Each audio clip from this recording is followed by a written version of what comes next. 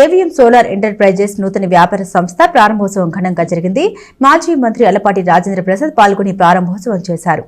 స్థానిక గాంధీ చౌక్లో నూతనంగా ఏర్పాటు చేసిన ఏవిఎం సోలార్ ఎంటర్ప్రైజెస్ ప్రారంభోత్సవ కార్యక్రమాన్ని శుక్రవారం నిర్వహించారు. ఉదయం జరిగిన కార్యక్రమంలో మాజీ మంత్రి కృష్ణా గుంటూరు జిల్లాల గ్రాడ్యుయేట్స్ ఎమ్మెల్సీ అభ్యర్థి ఆలపాటి రాజేంద్ర ప్రసాద్ పాల్గొని ప్రారంభించారు.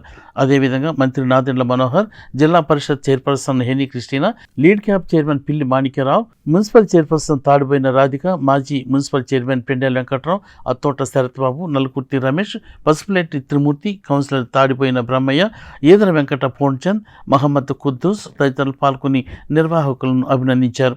విద్యుత్ రంగంలో ముఖ్యమంత్రి చంద్రబాబు నాయుడు అనేక సంస్కరణలు తీసుకొచ్చారని, భవిష్యత్తు సోలార్ విద్యుత్పై ఆధారపడే పరిస్థితి ఉందని చెప్పారు. అందరూ సోలార్ని సద్వినియోగం చేసుకోవాలని సూచించారు.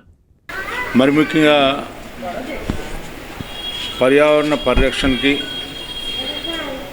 పొల్యూషన్ కంట్రోల్కి, అంతేకాకుండా కూడా సామాన్య మానవుడి మీద భారం తగ్గించాలనే ఉద్దేశంలో ఈరోజు కేంద్రం యొక్క సహాయంతో రాష్ట్ర పాలనలో కూడా మరి ముఖ్యంగా చంద్రబాబు నాయుడు గారు ఈ సోలార్ ఎనర్జీని పెంచే కార్యక్రమంలో ఈనాడు ఇంటింటికి కూడా సబ్సిడీ ఇచ్చి ప్రతి ఇంటికి కూడా సోలార్ సిస్టమ్ని డెవలప్ చేయాలని చూస్తున్నటువంటి సమయంలో మరి ఇక్కడ ఏవిఎం సోలార్ సిస్టమ్స్ వాళ్ళు ఈ రోజున మా శరత్, అదేవిధంగా సోదరుడు చంద్రకాంత్ వీళ్ళందరూ కూడా కలిసి ఈ కార్యక్రమాన్ని ఈ రోజున ఇక్కడ ఈ యొక్క ఆర్గనైజేషన్ని స్టార్ట్ చేయడం అనేది సామాన్యుడికి దరిచేరే భారం లేకుండా దరిచేరే ఈ సోలార్ సిస్టమ్ని మరి అందరూ కూడా ఉపయోగించుకోవాలి.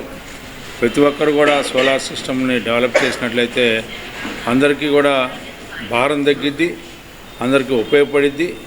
పర్యావరణాన్ని పరిరక్షించడం, పొల్యూషన్ కంట్రోల్ చేసుకోవడం, ఇట్లాంటి ఎన్నో మిళితమైనటువంటి ఈ యొక్క సిస్టమ్ని ఈ రోజున ఇంట్రడ్యూస్ చేసినందుకు